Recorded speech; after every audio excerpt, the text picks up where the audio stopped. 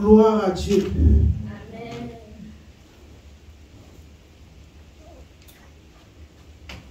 Je suis très fier encore d'être là aujourd'hui pour une fois de plus. Pour moi, je dis merci à Dieu parce que pour l'opportunité qu'il me donne. Merci à mon pasteur une fois de plus.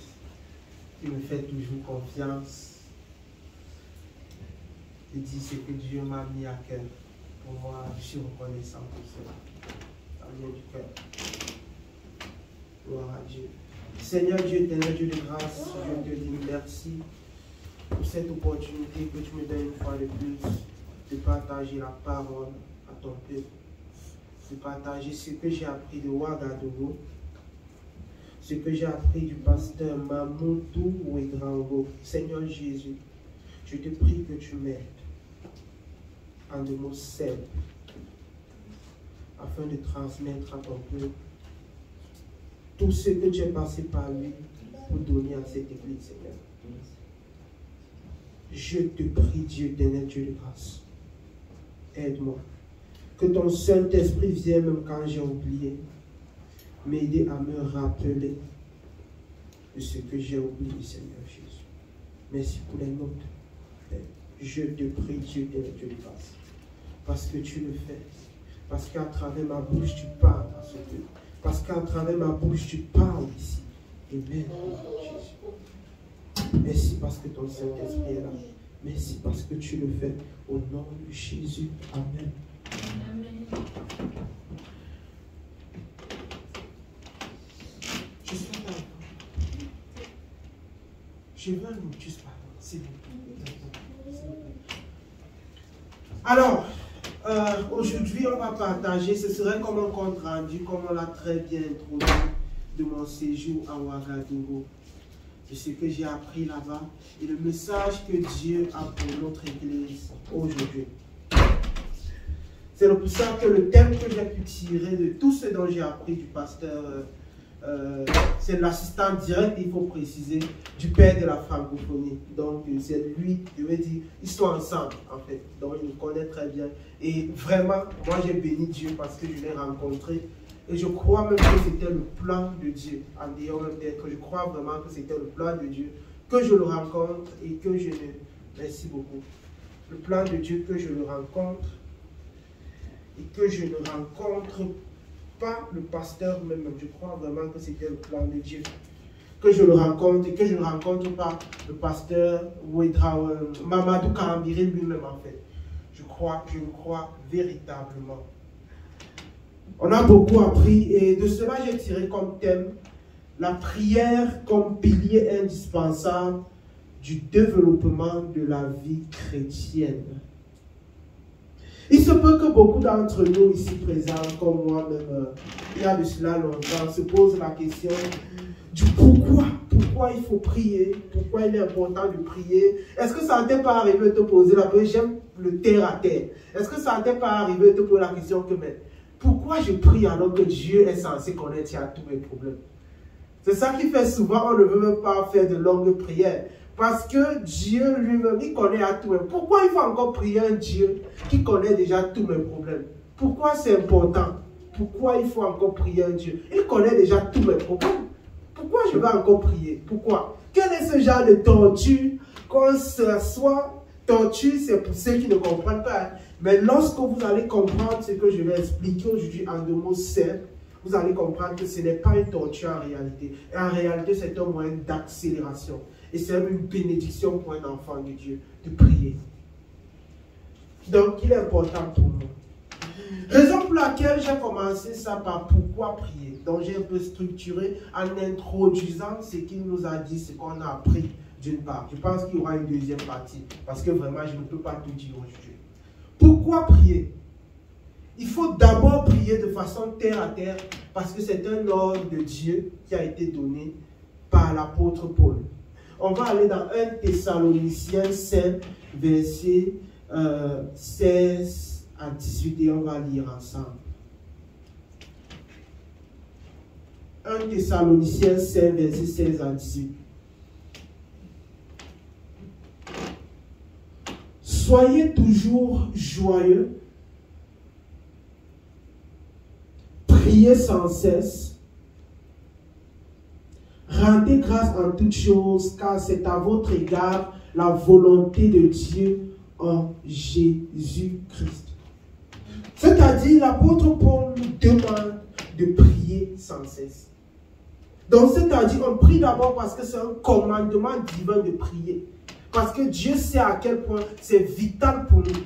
Dieu sait à quel point c'est important pour un enfant de Dieu de prier. Raison pour laquelle vous allez entendre, comme beaucoup vont dire, que lorsqu'un chrétien ne prie pas, il meurt. Parce que la seule chose qui donne un sens à ta vie chrétienne, c'est prier. Donc tu pries d'abord, tu mets tes genoux au sol, tu pries d'abord parce que c'est un commandement divin qui a été donné par l'apôtre Paul. Parce que c'est ça, comme le pilier de ta vie chrétienne. C'est pour ça qu'il est important pour toi de prier. Un chrétien qui ne prie pas n'est pas un chrétien. C'est important, c'est la base en fait. Un chrétien qui ne prie pas, je le redis encore, il n'est pas un chrétien. Vous allez comprendre pour les raisons dont je vais donner plus profondément. Donc tu pries d'abord parce que c'est Dieu qui dit que tu dois prier. Et tu dois respecter ce que Dieu dit. C'est pour ça que tu pries d'abord. C'est d'abord la première raison. Donc si tu ne pries pas, ça veut dire que tu es orgueilleux. Ça veut dire que tu ne veux pas respecter ce que Dieu dit. Et comme la parole de Dieu dit elle-même, Dieu résiste aux orgueils. Parce que généralement, pourquoi on le dit généralement, ça entre guillemets dans le monde. Que non, pourquoi prier un Dieu qui connaît à tout le problème? C'est peut-être pour dire par là qu'il connaît déjà tout. Je peux faire tout par moi-même. Très important. Donc parce que d'abord, c'est quelque chose de divin. Donc, au verset... Donc, premièrement, parce que c'est un ordre de Dieu. On a justifié avec 1 Thessaloniciens 5, verset 16 à 17. Maintenant, on va passer pour la deuxième raison du pourquoi il faut prier. On va lire Jacques 5, verset 16 à 17. Jacques 5, verset 16 à 17.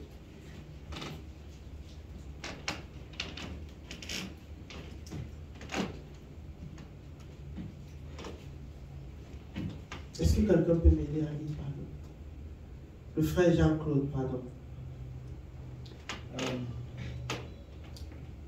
Confessez donc vos péchés les uns aux autres et priez les uns pour les autres afin que vous soyez guéris. La prière fervente du juste a une grande efficace. 7, s'il vous plaît, la régie. Élie était un homme de la même nature que nous. Il pria avec instance, avec constance, avec instance, pour qu'il ne plût point, et il ne tomba point de pluie sur la terre pendant 3 ans et 6 mois. Amen. Est-ce qu'on peut encore retourner au verset 16? 1 Thessaloniciens 5, verset 16 à 18. Ok, au verset 16, d'accord.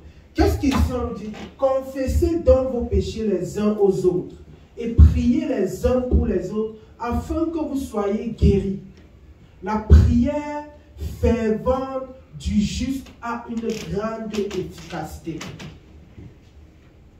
La prière fervente du juste a une très grande efficacité. Ici, je vais apporter quelque chose de clair. Qui est juste ici? Qui est juste parmi vous? Qui est juste parmi vous? C'est celui qui marche dans les voies du Seigneur. Oui. Qui est juste? Si quelqu'un se reconnaît comme juste et qui lève la main. Alors que vous tous vous êtes justes, mais vous ne savez pas que vous êtes justes. Tout le monde ici est juste. Ce ne sont pas vos actes, parce que si je dis qui est juste, ne levez pas vos mains. C'est-à-dire que vous êtes en train de ne pas accepter le sacrifice que Christ a fait sur la croix pour vous. Si tu refuses de te reconnaître comme juste, c'est-à-dire qu'entre guillemets, tu refuses le sacrifice que Jésus a fait sur la croix pour toi. C'est la raison pour laquelle on dit donner sa vie à Jésus-Christ. Parce que qu'est-ce que Jésus fait? Il prend ta vie avec tous tes péchés, avec tous tes fardeaux, avec toutes les fautes que tu as dû à faire, et il la transforme en sa vie. Donc, c'est-à-dire qu'il porte tous tes fardeaux. Raison pour laquelle il nous dit, venez à moi, vous qui êtes fatigués et chargés, je vous donnerai du repos. C'est-à-dire les liens qui te liaient de l'ancien grand-père, l'arrière-grand-père, tout ça. Lui, il prend ça. Les mensonges que tu as dû faire dans le passé, les vols, tout ce dont tu as, les mensonges, quand tu faisais dans l'ignorance, lui, il prend ça. Et c'est ça qui te rend juste. Est-ce qu'on est en face? Est-ce qu'on comprend? C'est très important. Parce que si vous ne comprenez pas ça, vous allez toujours croire que la vie chrétienne est une vie comme ça. Non. Tu es juste, pas parce que tu ne pêches pas, parce que si tu ne pêches pas, c'est-à-dire tu es en train de faire de Dieu un menteur. Tu es juste à cause de Jésus, de Christ en chacun d'entre vous. C'est ça qui vous rend juste. Sinon, vous allez m'écouter dire je suis juste, vous allez penser que c'est être orgueilleux. Non, ce n'est pas être orgueilleux. C'est parce que je donne ma vie à Christ et je marche désormais comme Christ veut. C'est ça qui me rend juste, en fait. Les choses anciennes sont passées et voici, toutes choses sont devenues nouvelles. C'est-à-dire, il fait de toi une nouvelle créature. Et cette nouvelle créature-là, puisque tu es en lui, c'est ça qui te rend juste. Donc ici, quand on dit la prière fervente du juste a une grande efficacité, c'est ta prière, c'est ma prière. Si tu as donné ta vie à Christ consciemment. Est-ce que jusqu'ici on se comprend, les frères? Je veux vraiment qu'on comprenne très bien terre à terre. Si un concept qu'on ne comprend pas, vous m'arrêtez. La prière, donc c'est-à-dire, c'est toutes nos prières qui sont peu. Je pense que jusqu'ici, chacun a donné sa vie à Christ ici, non? Ou bien, ou quelqu'un n'a pas donné. Qui n'a pas donné sa vie à Christ ici? Si quelqu'un reconnaît qu'il a donné sa vie à Christ, c'est-à-dire, dans ta tête, tu dois te reconnaître comme juste. Par exemple, la prière fervente du juste a une grande efficacité. C'est la raison pour laquelle tu veux prier. Ça veut dire ta prière a le potentiel de tout changer en fait, de transformer une situation. C'est ce qu'il faut comprendre. C'est pour ça que tu dois prier. On se comprend? La prière donne à Dieu un accès légal à notre vie et notre destinée. C'est pour ça qu'on doit prier. Parce que c'est-à-dire tu donnes à Dieu l'accès légal à ta vie. Que papa vient opérer, papa vient faire ce que tu dois faire. En d'autres termes, c'est un point de contact entre ta personne et le monde spirituel. Je définis la prière de façon très simple. C'est le moyen de communication que nous avons, nous les enfants de Dieu et notre Père. C'est simplement communiquer avec ton Père. C'est ça prier. C'est lui parler. Lui faire part de tes soucis. Comme ton Père. Pas comme Seigneur. Non. Vous allez voir dans tout le Nouveau Testament, Jésus n'appelle pas Dieu Seigneur. Il appelle Dieu Papa. Ton Abba, ta source. Je dis ça parce que c'est très important de comprendre ça. Lorsque tu commences à voir Dieu comme un Père, tu le vois comme quelqu'un avec qui tu discutes. Tu le vois comme quelqu'un qui te comble de tout. Parce qu'aucun père normalement constitué ne souhaite voir son enfant souffrir de quelque chose. Non. Mais quand tu dis à tout, Seigneur, non, dans ta tête, c'est qu'il est loin au ciel, toi tu es ici sur la terre. Non. Il est en toi à travers le Saint-Esprit. En toi. Et c'est ton Père. Donc tu discutes avec lui comme ton Père. Comme un fils parle à son Père. Quand une situation te tracasse, tu te rapproches de lui. Que papa, je suis venu encore parce que telle situation me dérange. Je veux que tu m'aides. Je veux que tu m'aides à sortir. Ce n'est pas que mon Seigneur, avec un doute dans la tête, est-ce qu'il m'écoute? Non, c'est ton Père. Et il est en toi grâce au Saint-Esprit. Est-ce qu'on est en face? Sur ça, Jésus nous dit quoi? Notre Père qui est aux cieux. C'est notre Père qui est aux cieux. C'est-à-dire, il est partout. Peu importe où tu es, il est là. Que ton règne vienne. C'est ton Père, ce n'est pas Seigneur, non. C'est Seigneur, mais je veux que vous compreniez, nous sommes en face. Non? Il est le Seigneur, mais c'est ton Père, toi qui as donné ta vie à Christ. Il est le Père de tous ceux qui ont le Christ en eux. Très important. La prière donne à Dieu, je veux un accès légal. Et on va encore, lorsqu'on descend, on doit aussi prier parce qu'on va le voir au verset 17. Verset 17, s'il vous plaît.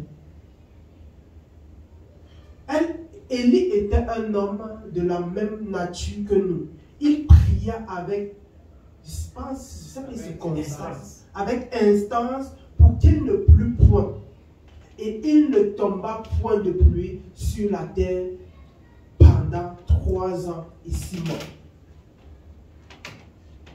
On prie aussi parce que Dieu exauce les prières. C'est parce que Élie a prié qu'il ne pleut point. Est-ce qu'on est en phase? Est-ce qu'on se comprend? C'est-à-dire, s'il se prenait dans sa tête que je ne prie pas, la pluie allait venir. C'est pour ça qu'on nous dit au verset 16 que la prière fervente du juste est d'une grande efficacité. Et après, donc, maintenant, on nous dit, sa prière a eu le pouvoir, donc maintenant, d'arrêter la pluie. Et il ne tomba point de pluie sur la terre pendant 3 ans et 6 mois. Qui croit ici que sa prière peut faire que la pluie ne tombe pas? Qui croit ici? Je crois. Donc vous ne croyez pas. Donc tu ne crois pas que ta prière peut faire la pluie s'arrête. De même que toi, tu ne crois pas que ta prière peut faire la prière s'arrête. La pluie s'arrête. Ça ne marche pas la foi, les frères. Ça ne marche pas par la force. Amen. Ça marche par la foi. Et celui qui n'a pas la foi est désagréable à Dieu. C'est-à-dire, tu refuses d'utiliser le pouvoir. On a parlé pendant longtemps ici de la nouvelle naissance. C'est un pouvoir que Dieu te met en toi. Ce n'est pas la force, non. Si tu me confonds avec la force ou avec tes moyens d'intelligence rationnelle, non. La prière, je veux dire, ce que Dieu fait est hors de la logique, est hors de la mathématique. On verra plus en profondeur, est hors de la logique. Donc quand je dis tu pries, ta prière peut arrêter la pluie, ça marche par la foi. Ce n'est pas par ta force. C'est un pouvoir que Dieu te donne. Et tout ce que tu as fait, c'est de marcher dans ses commandements comme il t'a dit. Il t'a dit de prier sans cesse et tu pries simplement. Voilà la pluie. Ce n'est pas la force en fait. Si tu comptes sur ta force au lieu de compter sur ta foi en Jésus-Christ, la vie chrétienne c'est une vie qui fonctionne par la foi. Ce n'est pas par la force ou par les moyens mathématiques, non. Si tu comptes par ta force ou par ton raisonnement, ça ne va pas se passer. Donc tu dois croire, ça fonctionne par la foi. Et c'est ça qui donne à notre vie chrétienne un sens. Parce qu'on croit en quelqu'un qui est mort et ressuscité. Amen. Amen. Donc tu dois aussi prier parce que Dieu exauce. Et il t'a dit, ta prière est d'une grande efficacité. On va aller dans Hébreux 11, verset 6. Hébreux 11, verset 6. J'espère que je parle doucement. Si je parle doucement, c'est pour que chacun d'entre vous comprenne. Merci à Jean-Claude et lui qui prenait les notes. C'est très important de prendre les notes à ceux qui ne prennent pas les notes.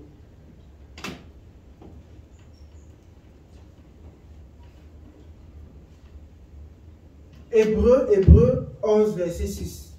La régie, pardon.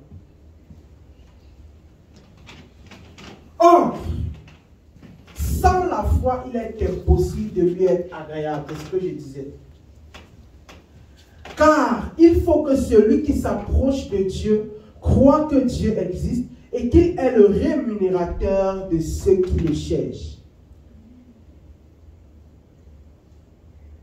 Est-ce qu'on comprend? On comprend? Est-ce qu'on est en phase?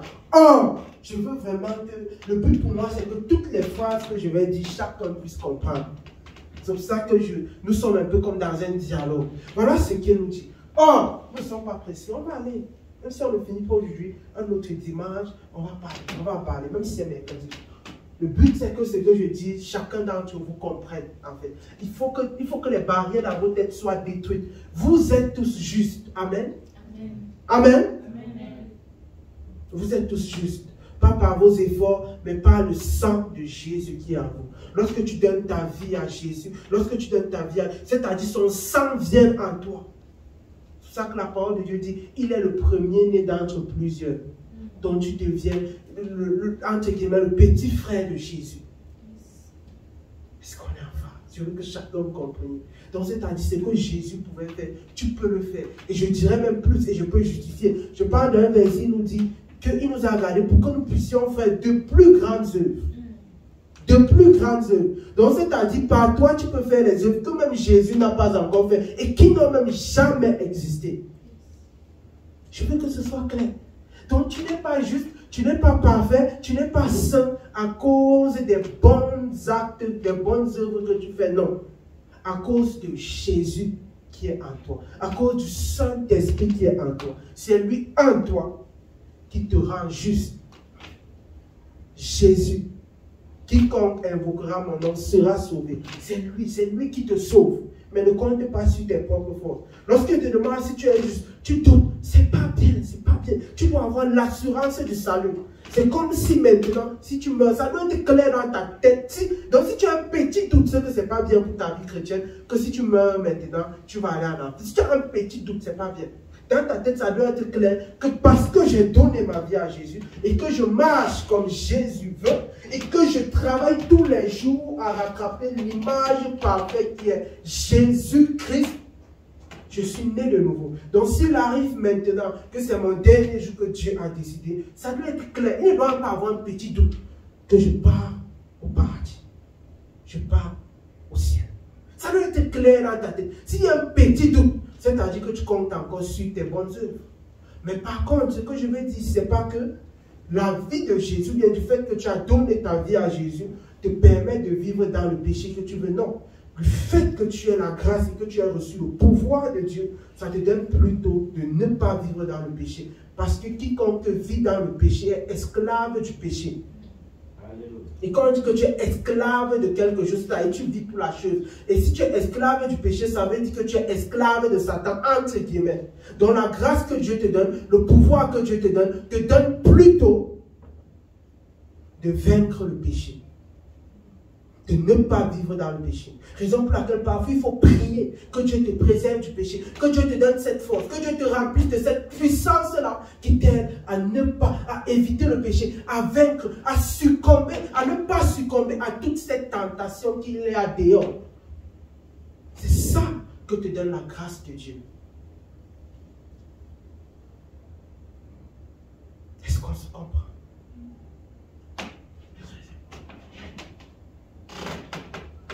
Sans la prière, Dieu ne peut rien faire pour toi. Raison pour laquelle je dis de prier sans cesse. Il faut prier avec la foi. C'est ce qu'on voit ici. Il est le rémunérateur. Or, sans la foi, il est impossible de lui être agréable, car il faut que celui qui s'approche de Dieu croit que Dieu existe et qu'il est le rémunérateur de ceux qui le cherchent.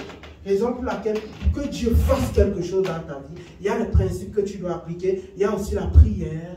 Il faut, donc c'est-à-dire par la prière, tu lui dis, viens faire, viens rémunérer, parce que tu le cherches à travers la prière. Et je veux dire ici à chacun d'entre nous, la prière que chacun d'entre nous devons faire, c'est Seigneur, je veux te connaître. Je veux te connaître. Parce que la connaissance que tu as de Dieu hier, tu dois avoir dans un homme un plus demain. Ta vie spirituelle ne doit pas être statique. Tu dois la développer dans la prière. C'est dans la prière que Dieu révèle certains mystères qui ne va pas te révéler si tu es assis comme ça. Non. C'est très important de prier. Il est le rémunérateur et avec la foi. Pas que je vois la pluie, je prie comme si ça veut, ça se fait. Non. Je prie déjà. Ma position interne dans mon cœur, c'est que je suis sûr et certain que Dieu, que sa volonté va se faire à travers ma prière. Parce que tu es juste et tu es son fils. Amen. Amen. Maintenant, je vais parler d'un style de prière. Je réduis un peu pour qu'on puisse respecter le temps. Donc, beaucoup se posent des questions. Je veux vraiment qu'on parle terre à terre, les frères. Les prières en langue là, les ribababababala. Est-ce que vous connaissez le pourquoi on prie comme ça? Ou bien vous... le frère Jean-Claude a prié en langue. Est-ce que vous avez entendu parler? J'ai entendu parler. Je me pose toujours des questions. Pourquoi la prière en langue? Pourquoi si c'est qu'on prie en langue et qu'on ne peut pas comprendre, on dit pourquoi prier en langue? La langue, d'accord. Je vais être édifié sur ce point. D'accord, super, super. Le frère, lui, vous priez en langue, non? Parce que mettons 1 Corinthiens 14, verset 14 à 16, la régie. S'il y a un autre téléphone, je souhaite qu'on continue avec un autre téléphone, si que ça s'est à couper. Donc, si quelqu'un a un autre téléphone là, ouais. Donc, 1 Corinthiens 14, verset 14 à 16.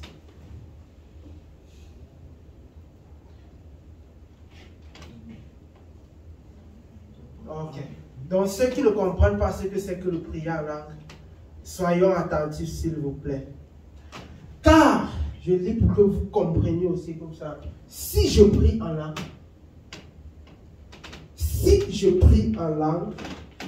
bien aimé, mon cœur, c'est que vous compreniez.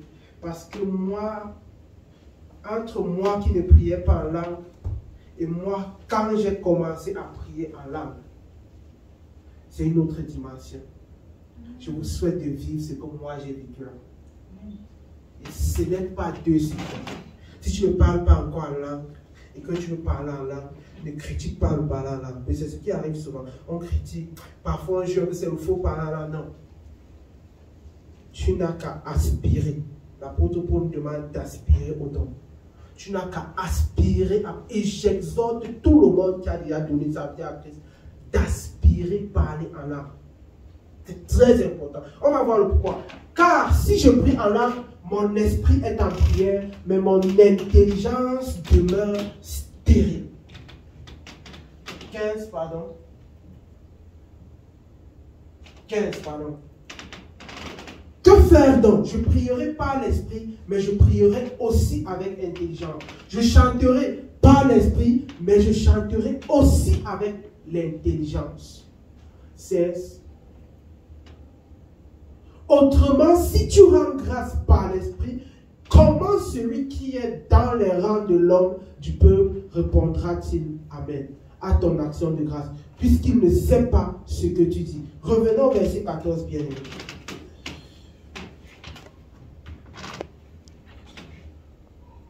Car si je prie en langue, mon esprit est en prière et mon intelligence demeure stérile.